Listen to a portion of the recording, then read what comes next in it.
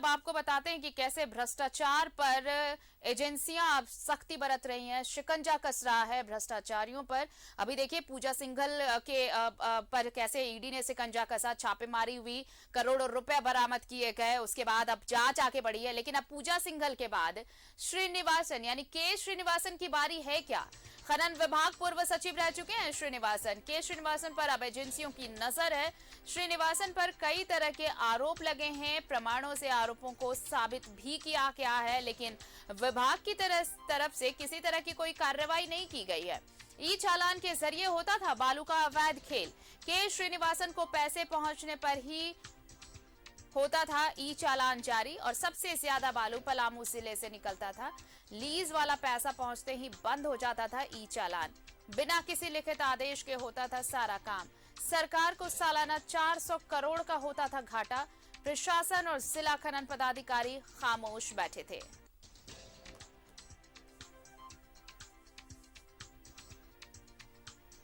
तो क्या अब बारी के श्रीनिवासन की है?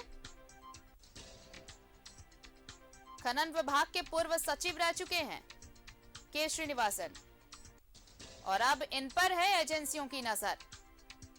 इन पर कई तरह के आरोप लगे के श्रीनिवासन पर, प्रमाणों से आरोपों को साबित भी किया गया, लेकिन विभाग की तरफ से इन पर कोई कार्रवाई नहीं की गई।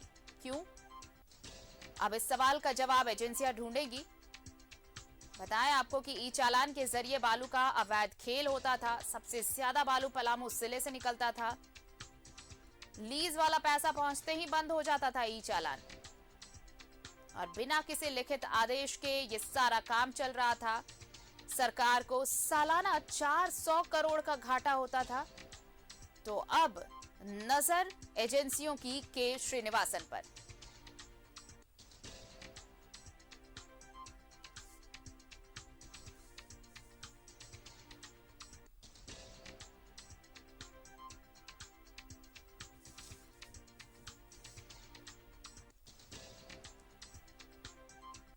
तो क्या पूजा सिंघल के बाद आप अब बारी के श्रीनिवासन की आने वाली है? के श्रीनिवासन पूर्व खनन सचिव रह चुके हैं, और देखिए अब इनकी बारी कहीं तो नहीं, क्योंकि इन पर भी कई आरोप लगे और इनकी वजह से सरकार को सालाना 400 करोड़ का नुकसान हो रहा था।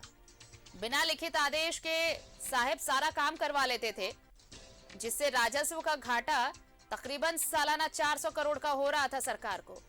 लेकिन अब जब पूजा सिंघल पर शिकंजा कसा है, तो अब यह भी छानबीन चल रही है कि क्या इससे पहले जो बालू को लेकर जो खेल यहां पर हुआ, उसमें के श्रीनिवासन की भूमिका कैसी रही, कितनी रही, और जब प्रमाणों से आरोपों को साबित भी किया गया तो विभाग ने फिर कोई कार्रवाई क्यों नहीं की। इसलिए अब एजेंसियों की नजर के श्रीनिवासन पर भी।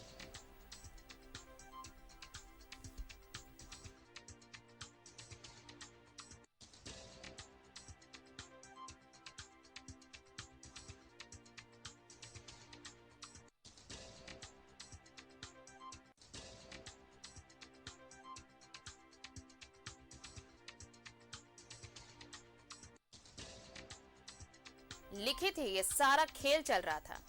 खनन विभाग के पूर्व सचिव रह चुके हैं श्रीनिवासन, और अब इन पर एजेंसियों की नजर है।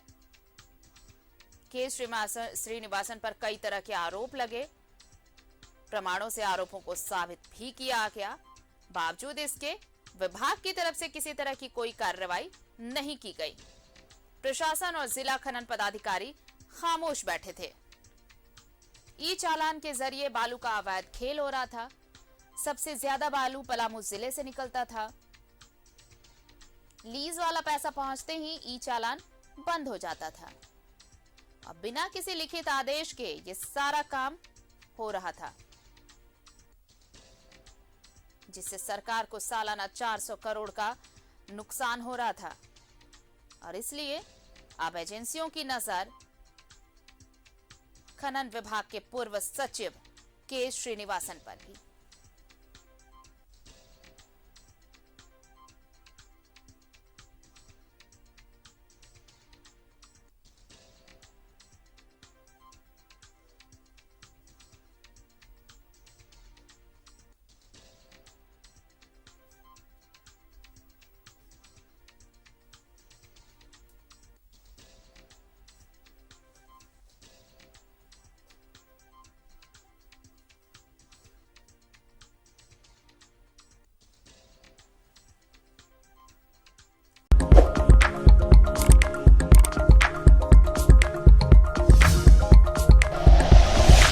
Like and share videos, subscribe करें हमारा चैनल और प्रेस करें बेल आइकॉन।